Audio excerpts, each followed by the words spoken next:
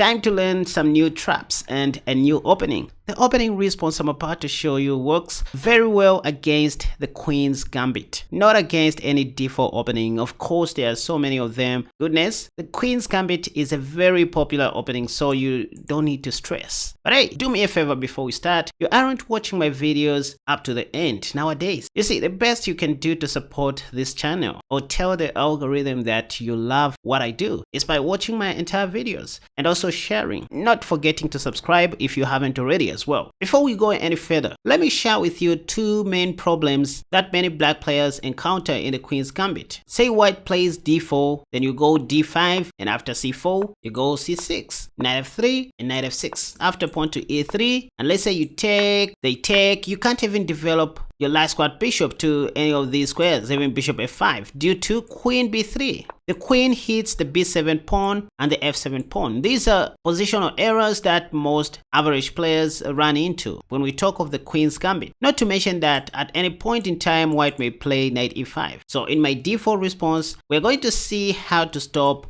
those two moves, knight e5 and queen b3, for good. And the goal is just to play a very safe opening. So white starts with d4. For now, instead of playing d5, I recommend you start with c6. There's a reason I'm preaching about this, you guys. You see, if you play pawn to d5 on the first move, there's nothing wrong with that, but this move can psychologically prompt white to play anything else. Could be the Chigorin or the hyper accelerated London or something like that, or even beginning with knight f3, because you just showed your cards too early. And that's why nowadays I love starting with a move pawn to c6, which is kind of a non-committal move. This move will kind of discourage white from playing other moves like bishop f4, the London, due to other possibilities like queen b6, or this other trap which I showed you in my yesterday's video, where you sacrifice your pawn on g5, so that if white takes, you now give them a check like this, pap, and win their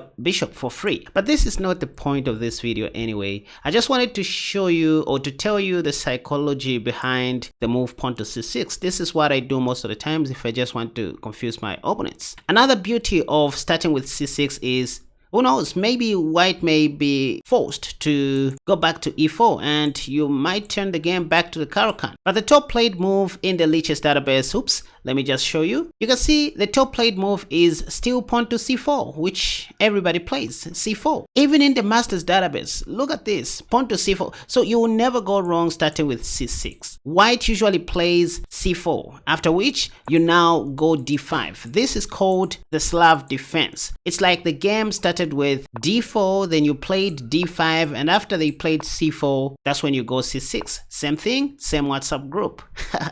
Another advantage of starting with the Slav is you're mostly guaranteed that white is gonna play knight f3 on move number 3. This is just the theory behind this. Over 39 million chess players go knight f3 on move number 3. Even in the Masters database, we can check knight f3 is the top played move. This is one thing I love about the Slav. Opening moves are very predictable and kind of repetitive in nature. Enough of the opening talk, let's get to work. Knight f3 is the move you're going to see anywho, and after that, let your next move always be dc. That should always be your third move, you guys. It's like you play the delayed Queen's Gambit accepted on move number 3. Now 2 days ago, I did recommend a wonderful opening against the e3 variation in this exact opening, but today we're going to look at something else, right? Of course, you are always going to be starting with bishop e6, which is the top played move in the Masters database. Purpose number 1, you are just holding on to your extra pawn for good. Purpose number 2, you want to replace your d pawn with the light squad bishop. You want to put your light squad bishop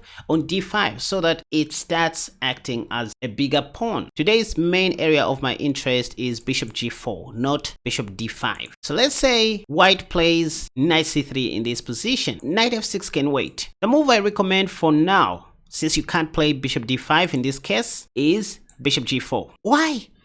I find this to be fine at human level. Now, of course, when you ask many other coaches, they will tell you b5 is the correct move. That's fine. But you see, This is what white expects, and it has been played over and over. For example, b5, you have to start dealing with moves like a4. They're going to take, you can't take back due to knight takes. And yes, you can go queen a5, but white can play bishop d2. You can play pawn to b4, that's fine. And white can play knight e1. All this is great, but be rest assured the game will be full of tactics after moves like knight f6 and maybe knight c5. Even this is okay for black, but I mean, these are not variations you want to go into as a beginner or an intermediate level player. We just want to oversimplify the game and make it our own, right? So instead of playing pawn to b5, we want to do something else. So my point is, we are only using the c4 pawn like some kind of a decoy or a disturbance on white's side. We're not even caring about it, and we don't even mind losing it.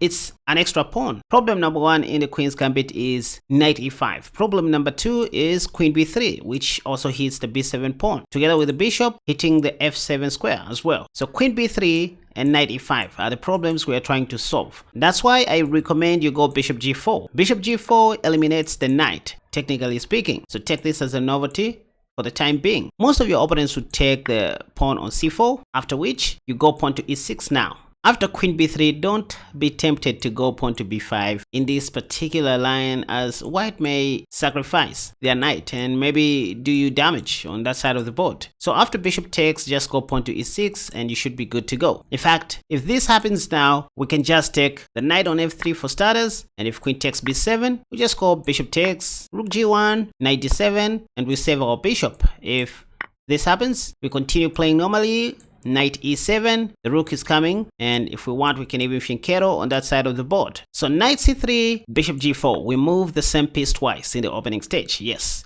After bishop takes, that's when we go e6. If pawn to h3, remember, we want to solve the problem of knight e5 once and for all. We're doing this to oversimplify the game. I understand these are not objectively the best moves, but who cares? This is just an opening stage, right? We're trying to control our game. So now here comes knight f6. e4, e5, you have knight d5, so don't worry about that. Castle short, you can go bishop e7, you can go bishop d6, you can go knight d7. Let's look at this position, you guys. In as much as Stockfish may not agree with these human strategies, just think about it. Where are black's weaknesses? I can't see any traps. If anything, Stockfish is favoring white all because of the bishop pair, to the best of my knowledge. But the point is, white can't set any traps. This is safe for beginners, safe for your development and all that. Another reason why Stockfish may not like this for black is we do not have a light squad bishop, but at least we won't have to worry about knight e5 anytime soon. Anywho, in this position, I can even go knight bd7 since it's very easy to develop that dark squad bishop. And after pawn to e4, I would even put my queen's knight on b6. Anything I do is safe at this point. Bishop b3, I take a free pawn. Oh, rook d1 may be played in this position, but I can just go queen, even queen e5, yeah. Since bishop f4 can be met with queen a5 or queen h5, depending on my test. And bishop e7, castle short. Just developing our game safely, that's the goal. So self-development is what I'm preaching about in this case. Now, one might ask, why not just playing bishop g4 after white plays pawn to e3, back on move 4? Why do we have to play bishop e6 first, then go bishop g4? Two reasons.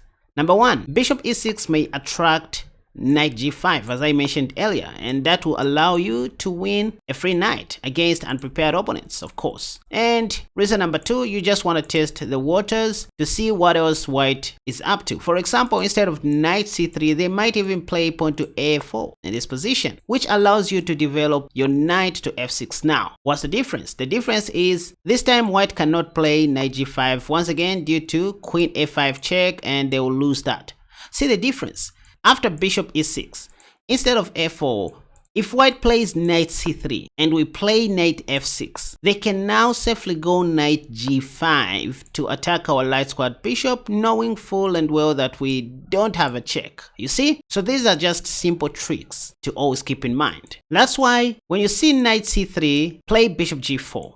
knight f6 can wait. So that's a secret I'm giving you guys. Against knight c3, go bishop g4. Move the light squared bishop twice to get rid of the king's knight on f3 and play pawn to e6 or something like that. If white plays pawn to a4 on move number 5, that's when knight f6 kind of makes sense. Because after all, white can't play knight g5 due to queen a5 check and that. Now it is at this point where white usually plays knight a3, double attacking your pawn on c4. Just like I mentioned, the goal is not to defend our extra pawn, even though we still can. The goal is to solve the knight e5 and the queen b3 problems. Remember, so in this case, I wouldn't mind going bishop g4, moving that light squared bishop twice. Again, I'll get rid of that, play pawn to e6, and develop normally. I just want to get out of the opening stage safely. Another idea is to put the light squared bishop on d5 so that it starts acting as a bigger pawn. If they take with the bishop, I'll just play pawn to e6 and move on with life. They might take again. For some reason, I love taking back with my e-pawn in these kinds of d4 openings. And the point is, knight e5 will be met by bishop d6 and rook e8, coupled with knight b d7. But again, you always have a choice. After bishop takes or knight takes, you can get rid of white's king's knight if you're not comfortable with it, so that you don't have to deal with knight e5 for good. You have knight b d7 to fight the other knight. So those are things to remember. In this case, we are not playing chess with our major and minor pieces. We are playing chess with our pawns. It's all about the pawn structure. And here is the pawn structure that you're most likely going to be working with. So you should get acquainted with this